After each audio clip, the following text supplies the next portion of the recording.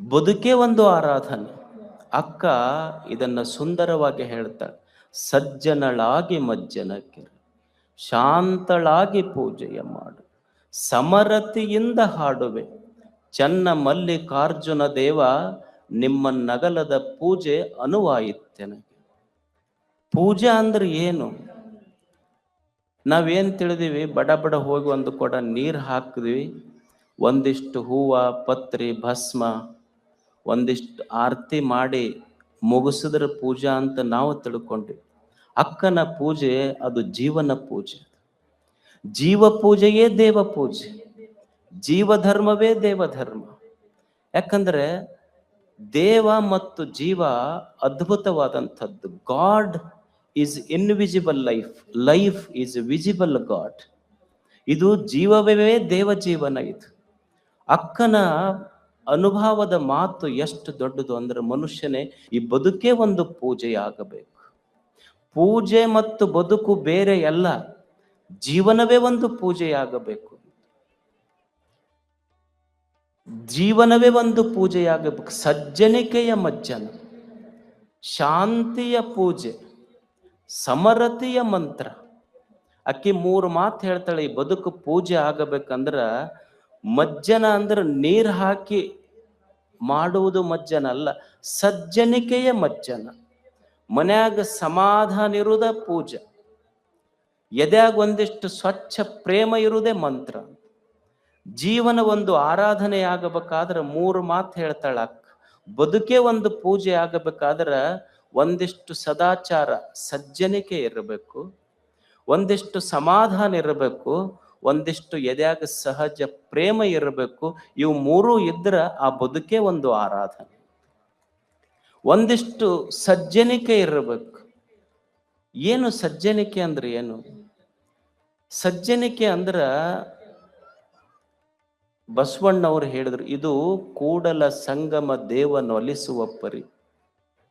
ಇದು ಕೂಡಲ ಸಂಗಮ ದೇವನೊಲಿಸುವ ಪರಿ. ಯಾವುದು ಮಾಡಿದ್ರೆ ಕೂಡಲ ಸಂಗನ ಕರುಣೆ ಆಗ್ತೈತೆ? ಅವ್ರು ಏನು ಮಾಡಂದ್ರು? ಯಜ್ಞ ಮಾಡಂದ್ರು, ಹೋಮ ಮಾಡಂದ್ರು, ಹವನ ಮಾಡಂದ್ರು.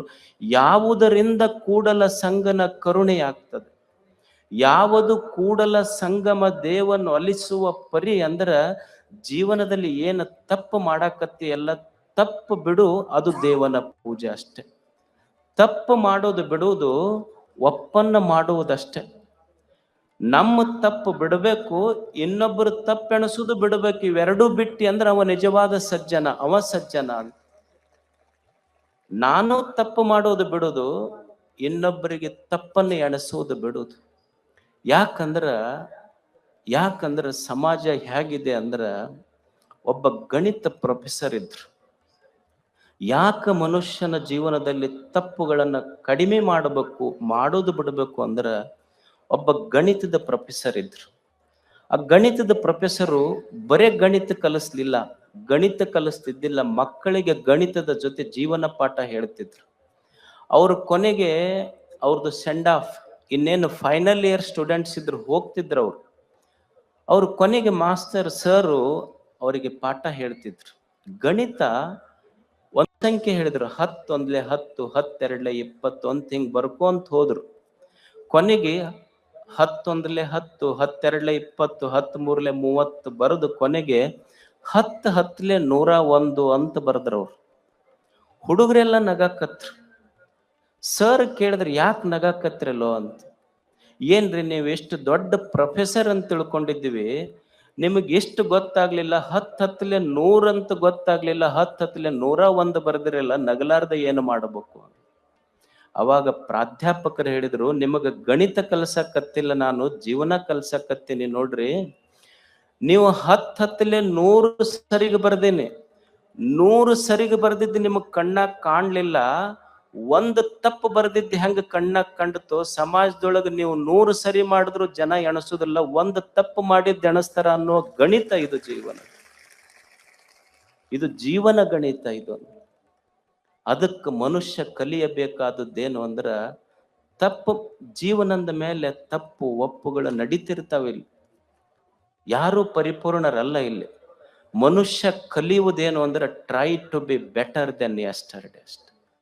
ಒಂದು ಸಣ್ಣ ಪ್ರಯತ್ನ, ನಿನ್ನೆ ಏನು ನನ್ನಿಂದ ತಪ್ಪಾಗ್ಯಾವ, ಬೆಳಿಗ್ಗೆದ್ದು ಭಗವಂತನೆದುರು ಕೈ ಮುಗಿದು ಭಗವಂತನೇ ಇವೆಲ್ಲ ನನ್ನಿಂದ ತಪ್ಪಾಗ್ಯಾವ, ಇವು ಮಾಡ್ಲಾರ್ದಂಗಿರೋದಷ್ಟೆ.